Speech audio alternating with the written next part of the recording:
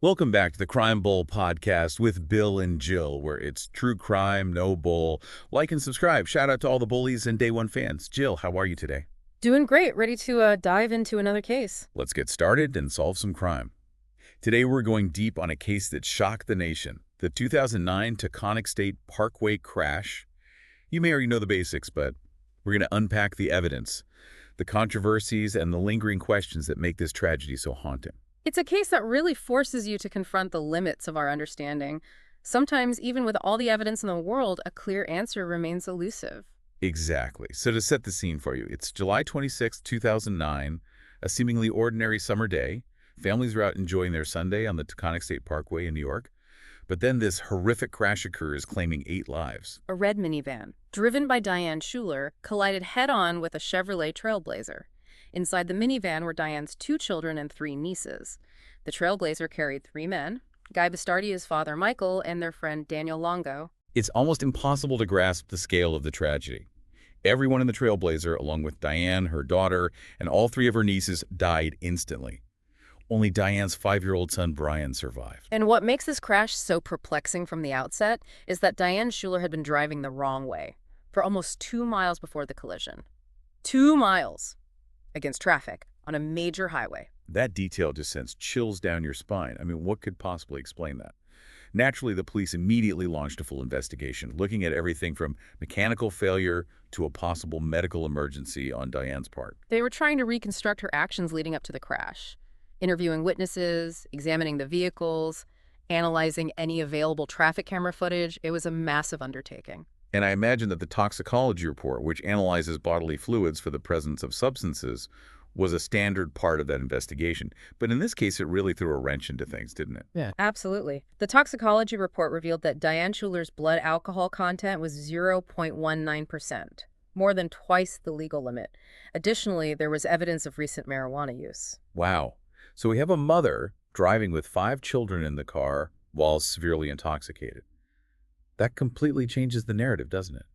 How did her husband, Daniel Schuler, react to this news? Well, he was adamant that his wife was not an alcoholic and that she would never endanger their children. He insisted that there had to be another explanation, some other factor at play. That's understandable. Faced with such a horrific loss, wouldn't you grasp at any other possibility? But did investigators find any evidence to support his claims? Well, the family hired independent investigators and experts to explore alternative explanations. They pointed to a tooth abscess that Diane had been suffering from, arguing it could have caused disorientation. However, medical experts refuted this, stating that while an abscess could be painful, it wouldn't lead to the kind of erratic behavior exhibited in the crash. So the tooth abscess theory didn't hold much weight. Were there any other medical conditions they considered? They also suggested the possibility of a stroke or undiagnosed diabetes. But again, these theories were largely contested by the medical community. There simply wasn't enough evidence to suggest that a sudden medical emergency was the primary cause of the crash. So we're left with this toxicology report that paints a very disturbing picture. Did this revelation change the public's perception of the case? Absolutely. The public was deeply divided. Some people felt immense sympathy for Daniel Schuler and his grief, while others were critical of what they saw as denial in the face of overwhelming evidence. It's such a complicated situation. On one hand, you have this unimaginable tragedy, and on the other, you have a grieving husband who refuses to believe that his wife, the mother of his children, could have been responsible for such a horrific event. And this complexity is reflected in the legal battles that ensued. The Bastardi family, who lost 3 loved ones in the crash, sued Diane Schuler's estate. This lawsuit, highlighting the complex issue of assigning culpability in such cases, was eventually settled out of court.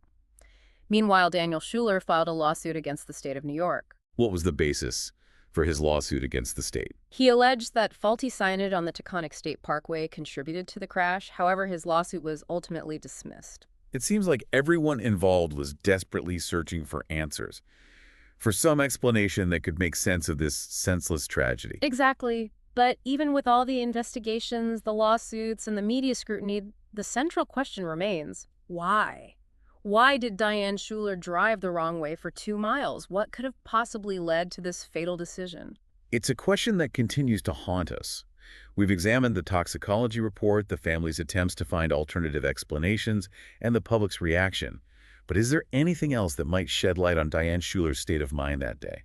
Well, the police meticulously reconstructed the events leading up to the crash. They analyzed witness statements, reviewed traffic camera footage, and even examined Schuler's phone records to create a timeline of her actions. So they were trying to piece together her movements and her behavior in the hours before the crash. Did they find anything unusual or out of the ordinary? They discovered that she had made a phone call to her brother from her cell phone while driving on the Taconic. She had reportedly complained of not feeling well, mentioning a headache and blurry vision. However, the details of that conversation remain unclear, and her brother passed away before he could be formally interviewed by investigators. That's so frustrating. A potentially crucial piece of information lost forever. Exactly. And this missing piece adds to the enduring mystery of the Taconic State Parkway crash. So despite all our efforts to understand, we're left with a chilling truth. Sometimes there are no easy answers. Sometimes, even with all the evidence and expert analysis in the world, the why remains elusive. That's the nature of human behavior. It's complex, often unpredictable, and sometimes tragically inexplicable. And that ambiguity fuels the various theories that continue to circulate. Some people believe that Diane Schuler may have deliberately driven the wrong way, perhaps in a desperate act of suicide. Others speculate about a possible psychotic break, suggesting that she was experiencing a mental health crisis that went undetected. It's easy to get caught up in those theories, to try and fill in the gaps in our knowledge. But ultimately, we have to acknowledge that we may never know for certain what was going through her mind in those final moments. Exactly. And that uncertainty is part of what makes this case so compelling. It forces us to confront the limits of our understanding of human behavior. It also underscores the importance of mental health awareness and the need for open communication about these issues. It's a tragic reminder that even the people closest to us can have secret struggles that they may keep hidden from the world. And this case, while heartbreaking, encourages us to have those difficult conversations, to check in on our loved ones, and to break down the stigma surrounding mental health. If we connect this to the bigger picture, the Taconic State Parkway crash also highlights the broader issue of road safety. It serves as a chilling example of the devastating consequences of impaired driving. It reinforces the message that driving under the influence of alcohol or drugs is never acceptable and puts everyone at risk. Absolutely. Yeah. And it goes beyond just substance use. It's a reminder to be mindful of our physical and mental state before getting behind the wheel. Fatigue, stress, distraction, all of these factors can impair our judgment and reaction time, potentially leading to dangerous situations. This raises an important question for all of us. What can we do to prevent similar tragedies from happening in the future? How can we promote responsible driving habits and create a safer environment for everyone on the road? That's something for all of us to consider. Perhaps it starts with individual responsibility, with making a conscious effort to drive safely and to encourage others to do the same.